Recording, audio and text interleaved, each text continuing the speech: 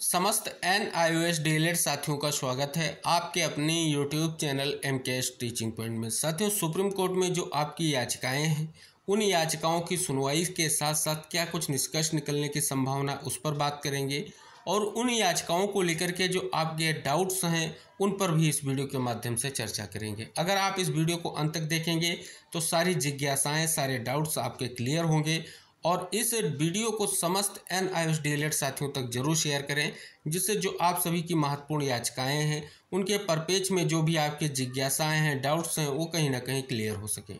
उम्मीद रहेगी आप प्रत्येक NIOS डीएलएड अभ्यर्थी तक इस वीडियो को जरूर शेयर करेंगे, क्योंकि उनके मन की जो जिज्ञासाएं हैं स्पष्ट हो सकें, जिससे कहीं ना कहीं हम फिर से प्रयास कर सकें, जो बहुत ही महत्वपूर्ण है, जिसके लिए हम लगातार प्रयास कर रहे हैं और उसका निष्कर्ष निकल कर आ सके। तो हम ऐसी आशा करते हैं जो भी साथी इस वीडियो को देखेगा प्रत्येक साथी तक इस वीडियो को शेयर करेगा।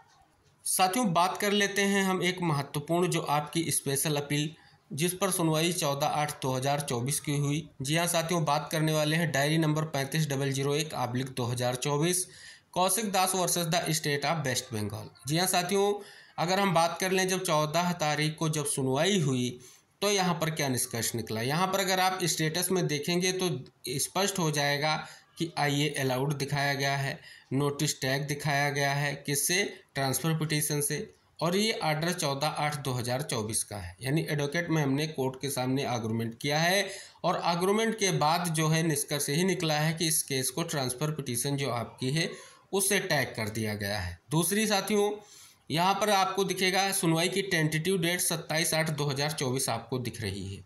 यहाँ पर साथियों आपको हम इंगित करा दें, अभी जो सुनवाई 14 तारीख को हुई थी उसका कोई भी आदेश अभी तक नहीं आया है।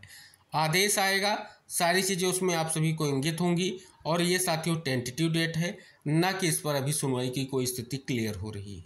जब आपकी सुनवाई सूचीबद्ध होगी, सीरियल नंबर आएगा और सारी चीज़ें क्लियर होंगी तो कहीं ना कहीं तब तक आपको वेट करना होगा। अभी साथियों टेंटेटिव डेट है, ये आगे भी बढ़ सकती है।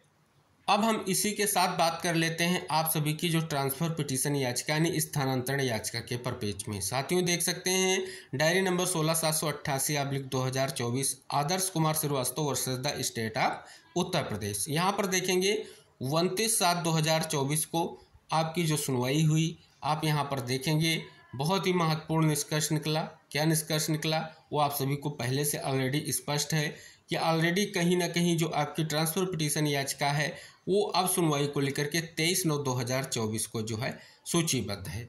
तो साथियों, जैसा कि आप सभी को पता है कोर्ट ने आर्डर में ये स्पष्ट कर दिया है, आप सभी को पता है नोटिस ऑलरेडी इशू हो चुके हैं और कहीं ना कहीं स्पष्ट तौर पर जो चीज़ें हैं वो बहुत ही महत्वपूर्ण है। अगर आप ट्रांसफ़र पिटीशन याचिका के परपेच में देखें तो ट्रांसफ़र पिटीशन याचिका की जब सुनवाई 23/9/2024 को होनी है तो उसमें टैग मैटर्स की सुनवाई अगस्त में कैसे होगी, सबसे बड़ा सवाल ये निकल कर सामने आ रहा है।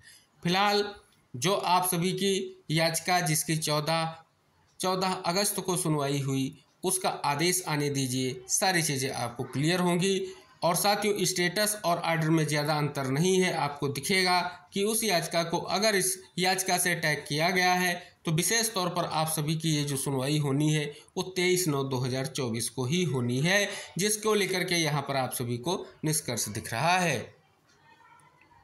अब हम साथियों बात कर लेते हैं आप सभी की महत्वपूर्ण रिव्यू पिटीशन यानी समीक्षा याचिका की। यहाँ पर आप सभी के सामने केस का स्टेटस है। यहाँ पर अगर आप देखेंगे ऑलरेडी आप सभी को पता है 24/7/2024 यानी 24 जुलाई को आप सभी के इस केस की सुनवाई हुई और आप सभी को पता है ये केस के जो डॉक्यूमेंट थे उनको चैम्बर में कहीं ना कहीं अवलोकन किया गया और उसके बाद निष्कर्ष लिया, क्या निकल कर आया, जो कहीं ना कहीं समस्त NIOS डीएलएड के लिए एक मजबूत आधार बना। वो ये था कि जो कहीं ना कहीं आप सभी की जो समीक्षा याचिका है उसे स्वीकार कर लिया गया। अब आगे इस पर सुनवाई होगी। हालांकि साथियों आप सभी को इंगित करा दें रिव्यू पिटीशन बहुत ही महत्वपूर्ण है और कहीं ना कहीं ये इम्पॉर्टेंट भी है। अब साथियों हम बात कर लेते हैं फिर से जिस याचिका को लेकर के कहीं ना कहीं आप सभी के मन में बहुत सारे संशय व्याप्त हैं उसके परपेच में, यानी हम बात करने वाले हैं जो नई स्पेशल अपील आई है। आप सभी को पता है ये स्पेशल अपील वो स्पेशल अपील है क्योंकि कहीं ना कहीं देखेंगे ये मामला जो है कलकत्ता हाई कोर्ट से एक महत्वपूर्ण फैसला आया, जिस फैसले को फिर से जो है सुप्रीम कोर्ट में चैलेंज किया गया। आप सभी को पता है कौशिक दास जी के माध्यम से पहले भी जो है सुप्रीम कोर्ट में एक याचिका दाखिल की गई थी जब सिंगल बेंच में मामला चल रहा था। उस प्राथमिक शिक्षक भर्ती को लेकर के जो सिंगल बेंच ने अपना फैसला दिया तो कहीं ना कहीं सुप्रीम कोर्ट ने ये कहते हुए उस याचिका का निस्तारण कर दिया और कहीं ना कहीं लिबर्टी दी कि आप जो है हाई कोर्ट में याचिका कर सकते हैं और वहाँ से कहीं ना कहीं स्पष्ट तौर पर आप जो है फिर से सुप्रीम कोर्ट में आ सकते हैं। तो कहीं ना कहीं साथियों फिर से जो है कलकत्ता हाई कोर्ट में केस किया गया और जिसका फैसला आया उस फैसले को फिर से कहीं ना कहीं सुप्रीम कोर्ट में स्पेशल अपील के माध्यम से चैलेंज किया गया है।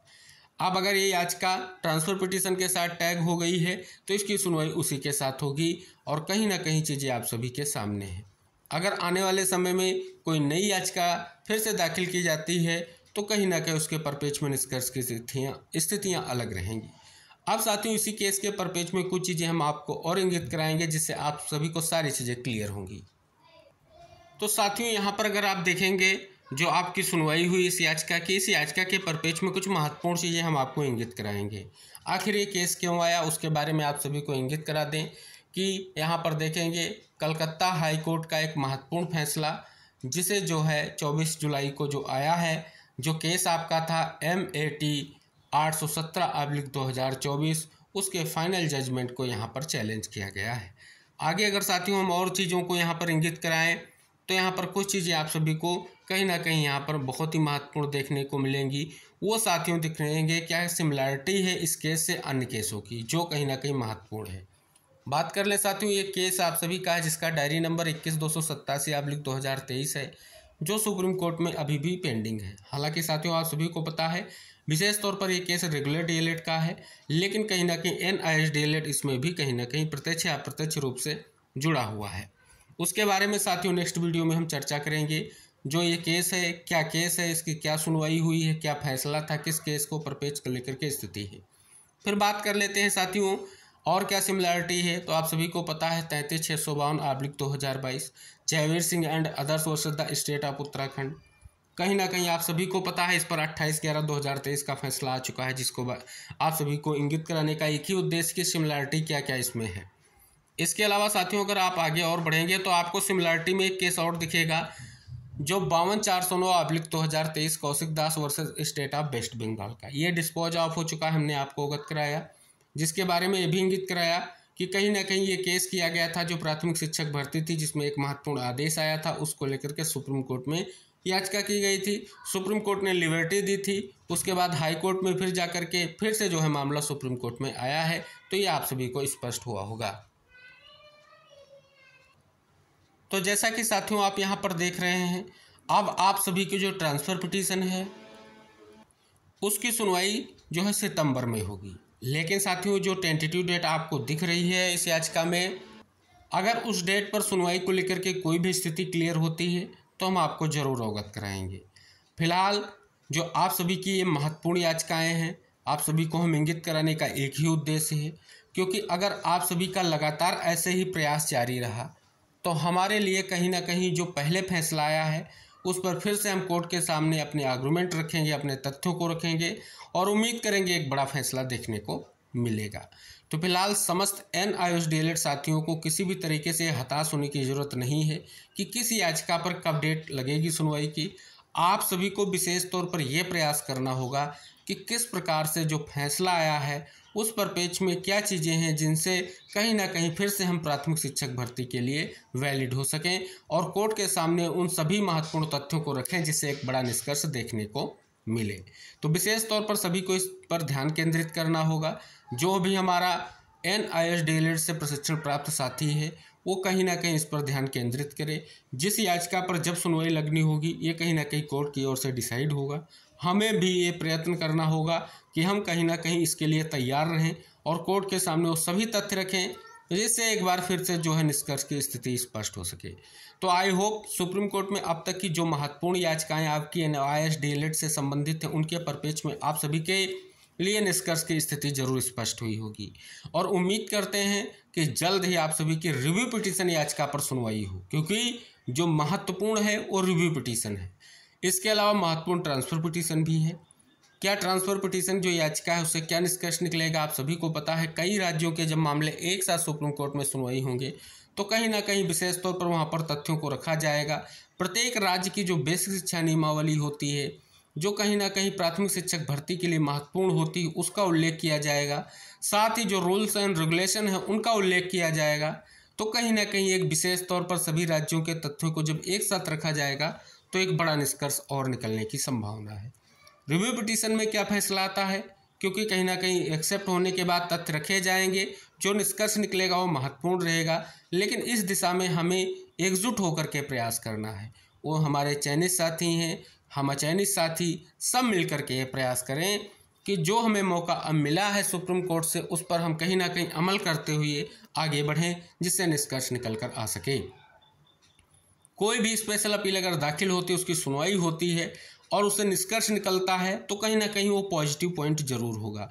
लेकिन अगर याचिका टीपी से टैग हो रही है तब भी कहीं ना कहीं आप सभी को हताश होने की ज़रूरत नहीं है, क्योंकि आगे जब भी आपकी उस याचिका की सुनवाई होगी, आपका जो मामला है, आपके जो आर्गुमेंट हैं वो कहीं ना कहीं कोर्ट के सामने आएंगे और उम्मीद है निष्कर्ष जरूर निकलेगा। तो स्पष्ट तौर पर साथियों NISDLED से संबंधित जो सुप्रीम कोर्ट में विशेष तौर पर याचिकाएं हैं उनके परिपेक्ष में जो आपकी जिज्ञासाएं हैं, उम्मीद है वो आप सभी को स्पष्ट हुई होंगी। तो उम्मीद करते हैं वीडियो को शेयर कीजिएगा, चैनल को सब्सक्राइब करके बेल आइकन प्रेस कीजिएगा। हम मिलते हैं नेक्स्ट अपडेट के साथ नेक्स्ट वीडियो में, तब तक के लिए टेक केयर, बाय बाय साथियों।